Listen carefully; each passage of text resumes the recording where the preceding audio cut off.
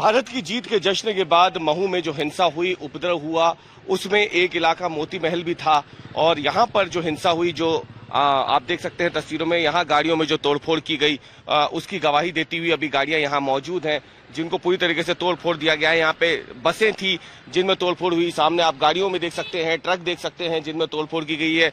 ये तमाम वाहन जो है यहाँ टूटे फूटे पड़े हैं। लेकिन सबसे अहम बात जो थी वो इस पूरे मामले में एफआईआर जो दर्ज कराई गई है, वो पहली एफआईआर जिसमें 17 लोगों के खिलाफ नामजद एफआईआर है।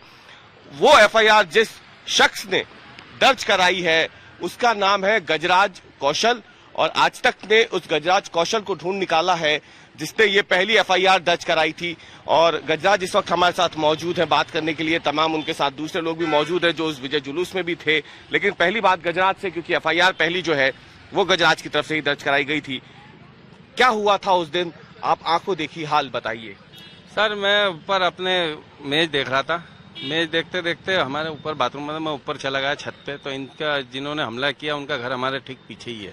तो वहाँ से मेरे को आवाज़ें आ रही थी कि आज जैसे ही अगर ये जश्न मनाते हैं चौराहे पे या कुछ भी करते हैं फटाके जैसे इंडिया जीतती है तो इन पे पथराव करना है। ये मैंने सुना, सुन के मैं नीचे आके मैच देखने लग गया। जैसे इंडिया जीती मैं चौराहे पे आया तो यहाँ कुछ भी नहीं था, वापस घर चला गया। घर जाके खाना खाया मैंने, बालक को फोन लगाया, बालक मैंने कहा तो बोले पापा मैं थाने पे। मैंने क्या हो गया तो बोले जामा मस्जिद पे हम पर पथराव हो गया। जबकि यहाँ तो रैली आई नहीं थी। यहाँ तो कोई रैली नहीं थी, यहाँ तो ना कोई रैली थी ना कुछ थी।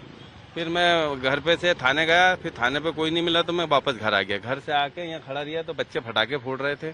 हम खड़े थे 10-15 लोग यहाँ पे। इधर से ये निकल के आए गली में से और अचानक पथराव चालू कर दिया। तो कोई के कंधे पे लगी, कोई के पैर में लगी मिर्ची। और उसके बाद प्रशासन आ गया। प्रशासन ने जब उनके वहाँ छापा मारा तो 2 बाल्टियों में मिर्ची घोली हुई थी, तेल गरम था, गरम पानी रखा हुआ था। सब टीआई साहब ने सब जब्त कर वहीं ढोला सारी चीजें। अच्छा, आपने एफआईआर में ये भी लिखवाया है कि पत्थर पहले से ही हमने इकट्ठे कर रखे हैं, तुम लोग ज्यादा चिल्ला चोट करोगे तो तुमको सबक सिखाएंगे, तुम्हारा इलाज कर देंगे। हाँ, ये तो सुन के ही आया था ना मैं ऊपर। पत्थर इनके तो वहाँ ढेरी है ना पत्थर का साहब, वहाँ पत्थर टाइल टूटे बहुत सारे पत्थर उन्होंने इकट्ठे कर रखे थे।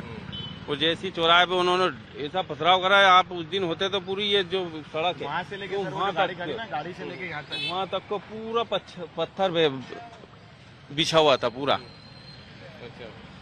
पूरा पत्थर ही पत्थर। तो आप उन सभी को जानते थे इसलिए आपने नामजद एफआईआर? बिल्कुल, मैं सबको जानता था इसलिए नामदर्ज एफआईआर कराई। आपकी भी गाड़ियों को नुकसान हुआ? जी, मेरी भी 3 गाड़ियाँ फोड़ी गई। गाड़ी से और कुछ लोग भी हैं जिनके हाथों में आपको चोट दिख जाएगी। ये उस जामा मस्जिद के उस विजय जुलूस में शामिल थे और इनके भी हाथ में अगर आप देखें तो फ्रैक्चर जो है वो बताया है डॉक्टर ने और एक प्लास्टर जो है वो इनको लगाया हुआ है। क्या नाम है आपका? प्रीतेश सोलंकी। सोलंकी जी, ये क्या हुआ था, एक जरा बताएं कि किससे हुआ थी? शुरुआती घटना ये थी, हम लोग विजय जुलूस निकाल रहे थे। भारत का जश्न, मतलब भारत जीती, मतलब विश्व चैंपियन जीती है तो बनी बात है, भारत में रह रहे तो जश्न तो मनाएंगे। हम लोग भारत माता की जय वंदे मातरम ऐसे बोलते हुए जुलूस निकाल रहे थे। तो हमारे को जामा मस्जिद के वहां पर मस्जिद के एकदम से पास मस्जिद में से 300-400 लोग निकले और हमको बोले भारत माता की जय मत बोलो। तो हमने बोला भारत में रह रहे पहली बात तो हिंदू देश एक ही बचा है, वो सिर्फ भारत। और यहाँ रह के अगर हम भारत माता की जय और वंदे मातरम नहीं बोलेंगे तो कहाँ बोलेंगे? तो शहर काजी कह रहे हैं कि आपत्तिजनक नारे पथराव आप लोगों की तरफ से पहले। मैं बताता हूँ, एक मिनट। जैसे शेर काजी जी बम भी फेंका था, ये शेर काजी जी बोल रहे हैं ना कि हमने क्या बोलते हैं वहाँ पर आपत्तिजनक नारे लगाए, तो उनके वहाँ पर 22 कैमरे लगे हुए, वो फुटेज क्यों नहीं दिखा रहे? वो दिखाया ना, क्योंकि फुटेज दिखा ही नहीं सकते, क्योंकि उन्होंने पहले से वहाँ पर पत्थर टाइल्स सारी व्यवस्था करके रखी थी। शेर काजी हमको बोला क्या, शेर काजी जी खुद बोलते, बोले आप जाइए आपके लोगों को लेके, बोले मैं ना हमारे लोगों को समझाता हूँ। हम लोग जैसे पलटे हमारे ऊपर पथराव कर दिया और उसमें तो हमारे साथ बोहरा समाज के लोग भी थे। वो लोग आगे निकल गए थे।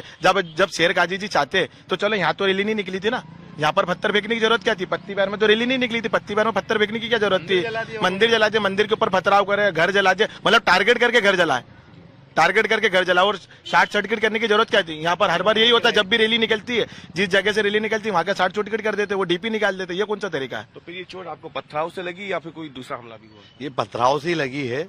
इन्होंने सबने टारगेट करके मुख्य रूप से मेरे को टारगेट करके इन लोगों ने घेर लिया था और वहीं पे इन्होंने लाइट वर्ट सब चलाना स्टार्ट कर दिए थे। और वो ज्यादा कह रहे थे कि यहाँ पे भारत में रह के तुम नहीं करो, हिंदू काफिरों को मारो। ये सेहर गाजी के बयान है। उनने नारायण तक दी, अल्लाह अकबर और इन हिंदू काफिरों को मारो, तब जाके सारी जनता वहाँ की जो मुस्लिम समाज के लोग हैं तब बढ़ के। ये सेहर गाजी चाहता तो वहाँ पे दंगा समाप्त कर देता। ये बाहर पूरे क्षेत्र में क्यों फैलाया ये दंगा?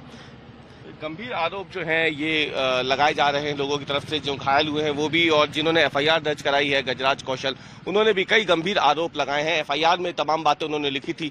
आज तक के पास उस एफआईआर की एक्सक्लूसिव कॉपी थी और अब आज तक के हाथ वो शख्स भी हैं जिन्होंने ये पहली एफआईआर महू के उपद्रव में दर्ज कराई थी। कैमरामैन प्रतीक के साथ अवीश पाल सिंह, महू आज तक। गर्मियों की छुट्टी होने वाली थी, मेरे पापा आने वाले थे, तो हम लोग सभी खुश थे। तो मैं एक बेड पे चढ़ के डांस कर रहा था, लेकिन वो पहले ही आ गए। फ्रीज। तो मैं उस समय तो कंटिन्यू नहीं कर सकता था ना, तो फ्रीज फ्रेम टाइप का हो कसम पैदा कर